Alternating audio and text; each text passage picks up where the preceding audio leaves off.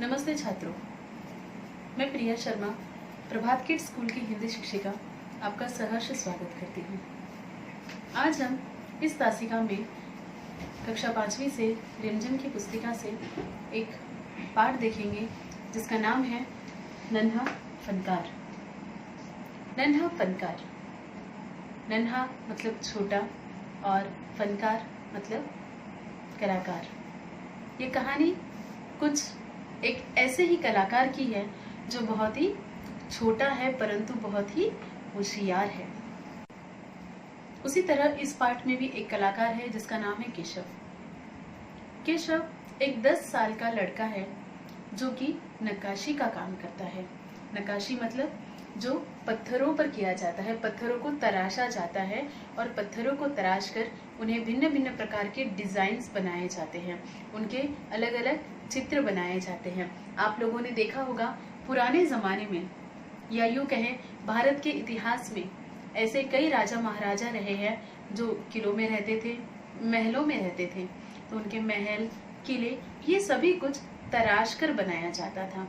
पत्थरों पर कई प्रकार की डिजाइन्स बनाई जाती थी जिसे करने के लिए कई तरह के विशेष मजदूर रहते थे जो इस कलाकृति को आकार दिया करते थे और अपनी कलाकृति का प्रदर्शन कर वे बड़े बड़े महल बनाया करते थे। ठीक उसी तरह केशव के पिताजी भी यही काम किया करते थे। केशव के पिताजी गुजरात से कई साल पहले अपना पुश्तैनी गांव छोड़कर आगरा आ गए थे। पुश्तैनी अर्थात पूर्वजों का, जहाँ पर हमारे पूर्वज रहते हैं, दादा परदादा जहाँ रहते हैं उस गांव को पूर्वजों का गांव कहा जाता है या फिर पुश्तैनी गांव कहा जाता है। केशव के पिताजी भी वहीं से कई साल पहले आगरा आ गए थे और जब वो आगरा आए थे तब वहां पर बादशाह अकबर का राज हुआ करता था। बादशाह अकबर उस समय आगरा में अपने लिए किला बनवा रहे थे और केशव के पिताजी को भी उसी किले में काम मिल गया था। पत्थरों को तराशने के लिए जिन औजार का प्रयोग किया जाता है वो कुछ इस तरह से होते हैं। इसे छैनी कहा जाता है तथा ये हथौड़ा होता है और इन दोनों का प्रयोग कर पत्थरों पर नक्काशी की जाती है। भारत में ऐसे कई सारे महल हैं, कई सारे किले हैं जो आज भी दर्शनीय हैं, जिन्हें देखने का मन करता है, जो बहुत ही सुंदर कलाकृति द्वारा बनाए गए हैं। केशव भी अपने पिताजी की तरह ही नक्काशी का काम करता था। केशव अभी छोटा था परंतु बहुत ही मेहनती था तथा वह अपने पिताजी की तरह नक्काशी करना चाहता था। उसके पिताजी ने उसे नक्काशी का काम सिखाया। धीरे धीरे करके केशव नक्काशी के काम में बहुत अच्छा होता चला गया। एक दिन की बात है, जब केशव नक्काशी कर रहा था वह पत्थरों पर घंटियां तराश रहा था। छेनी और हथौड़ी का प्रयोग कर वह पत्थरों को घंटियों का आकार दे रहा था। वह अपने काम में बहुत ही धुन से बैठा था और वह काम वो कर रहा था। तभी अचानक उसे एक आवाज सुनाई दी। माशा अल्लाह, कितनी सुंदर घंटियां बनाई हैं। केशव ने मुड़कर देखा तो एक आदमी खड़ा था। उस आदमी ने कहा, ये घंटियां आपने बनाई है? केशव ने गुस्से से कहा, दिखाई नहीं देता, मैं ही बना रहा हूँ। केशव ने ऐसा क्यों कहा होगा? क्योंकि केशव अपनी धुन में उस घंटियों पर नक्काशी का काम कर रहा था और अचानक से जब कोई आवाज आ जाती है तो हम डर जाते हैं ना। ठीक उसी तरह से केशव भी डर गया था और उसने गुस्से में कहा, जी हाँ, मैं ही बना रहा हूँ, आपको नजर नहीं आता? तब उस व्यक्ति ने कहा, दिखाई तो देता है पर तुम बहुत छोटे लगते हो, इसीलिए मैंने तुमसे ये पूछ लिया। तब केशव ने कहा, छोटा नहीं हूं मैं, 10 साल का हूं। केशव की उम्र क्या थी? 10 साल का था केशव। तब उस व्यक्ति ने कहा, तब तो काफी बड़े हो, 13 साल की उम्र में हमने एक लड़ाई में हिस्सा लिया था। केशव उन्हें देख ही रहा था। तभी वह व्यक्ति केशव के पास में ही एक पत्थर पर बैठ गया। केशव ने अब उन्हें ध्यान से देखा तो वह जो व्यक्ति था वो बहुत ही सुंदर सफेद वस्त्र धारण किए हुए था। गले में बड़ी बड़ी मोतियों की माला थी, सर पर लाल कलर की पगड़ी थी और वह व्यक्ति देखने में काफी रईस मालूम होता था।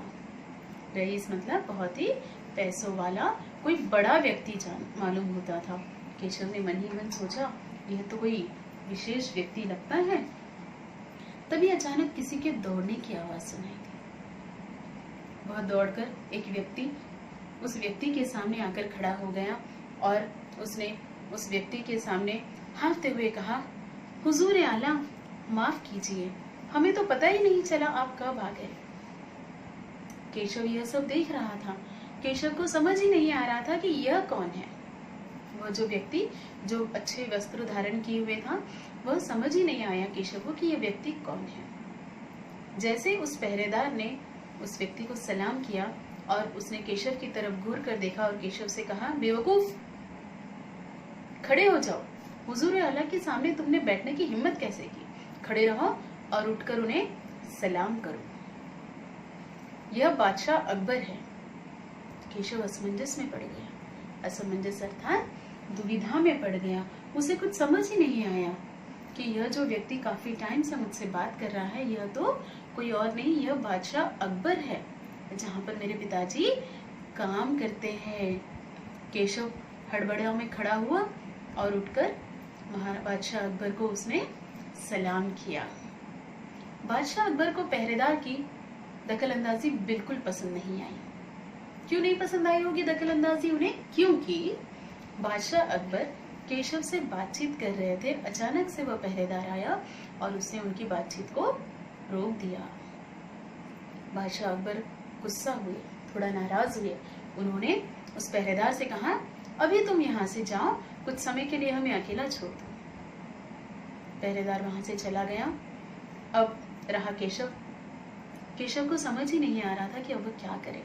वह बादशाह अकबर के सामने खड़ा रहे या बैठकर अपना नक्काशी का काम करे। वह कुछ डरा हुआ सा लग रहा था। तभी बादशाह अकबर ने उसकी तरफ मुस्कुराते हुए देखा और उससे उसका नाम पूछा। आपका नाम क्या है? केशव ने कहा, मेरा नाम केशव है। इतना कहकर केशव चुपचाप और खड़ा हो गया। तब बादशाह अकबर ने उससे कहा कि क्या आप मुझे नक्काशी करना सिखाओगे? केशव को समझ में ही नहीं आया कि वह क्या जवाब दे। केशव ने डर के मारे अपना इस तरह से सर हिला दिया और हामी भर दी। बादशाह अकबर ने कहा, तब तो फिर मुझे छेनी और हथौड़ा भी लगेगा। केशव दौड़ता हुआ उसके पिताजी के पास गया और जल्दी से जल्दी हथौड़ी और छेनी लेकर के वापस आया। महाराज अकबर ने वहां पर जो सामान रखा था उसकी ओर देखा और कहा, इसका काम बाकी है लगता है। केशव ने उस घंटी को, उस पत्थर को महाराज के पास दिया और महाराज से कहा, आप ये काम कर पाओगे? महाराज ने कहा, क्यों, हम सब कुछ कर सकते हैं। कुछ ही दिनों पहले हमने एक मजदूर की भी पोता उठाने में मदद की थी। तब केशव ने कहा, ठीक है, तब तो मैं आपको जरूर सिखाऊंगा। बादशाह अकबर ने कहा, ठीक है, मुझे बताइए मुझे क्या करना होगा। केशव ने बिल्कुल एक शिक्षक की तरह उन्हें बादशाह अकबर को बताया कि मैं आपको एक लाइन बना करके देता हूँ।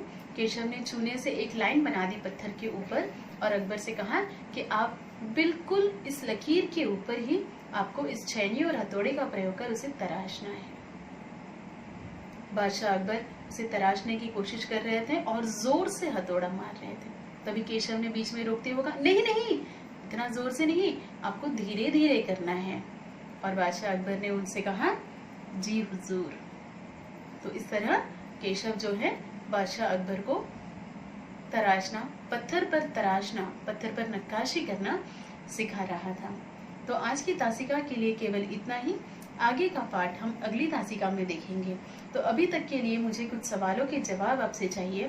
केशव की उम्र क्या थी? 10 साल। केशव कितने साल का था? केशव 10 साल का था। केशव के पिताजी कहाँ से आए थे?